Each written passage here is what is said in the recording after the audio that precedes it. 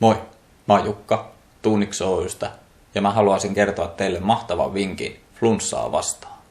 Se tuli mun mieleen viime syksynä ja sen ansiosta en sairastunut flunssaan koko talven aikana. Edellisinä talvina olin kyllä ollut kipeänä ja kauan aikaa oli ollut semmonen voimaton fiilis, varmaan tuttu monelle. Myös monet mun ystävät on parantunut flunssasta ihan parissa päivässä sen jälkeen, kun on kokeillut tätä mun vinkkiä. Mutta parhaiten tää toimii sillä lailla, että käyttää sitä heti, kun tuntee, että nyt on flunssa tulossa. Silloin sen teho on kaikista paras. Tämä nenäkannu on varmaan tuttu monelle. Siellä laitetaan suolaa ja vettä sopivassa suhteessa ja sillä huuhdellaan nenän limakalvot. Itselläni kuitenkin tää ärsytti enemmän ja se oli muutenkin epämukava, eikä se edes auttanut siihen flunssaan. Syksyllä keksin, että hei, kookosöljyhän on antibakteerinen. Ja se estää varmasti myös ärsytystä ja kuivumista. Ja kun kokeilin tätä 2 päivänä, niin alkavan flunssan oireet oli ihan kokonaan poissa.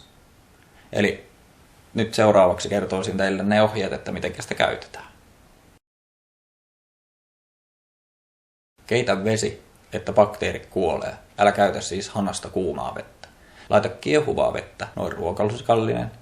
Lisää suola mukana tulleella mitalla. Lisää vähän kylmää vettä. Vesi tulisi olla vielä noin 40 asteista, jotta kookosöljy sulaa, mutta ei kuumempaa, ettei sen antibakteerinen teho heikkene.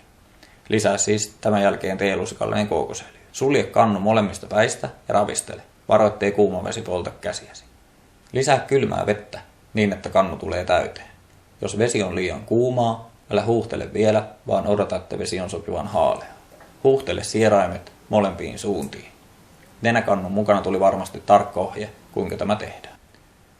Huuhtelemisessa on tärkeintä se, että sen toistaa pari kertaa heti, kun nenä alkaa kutittaa tai tulee se tukkoinen olo.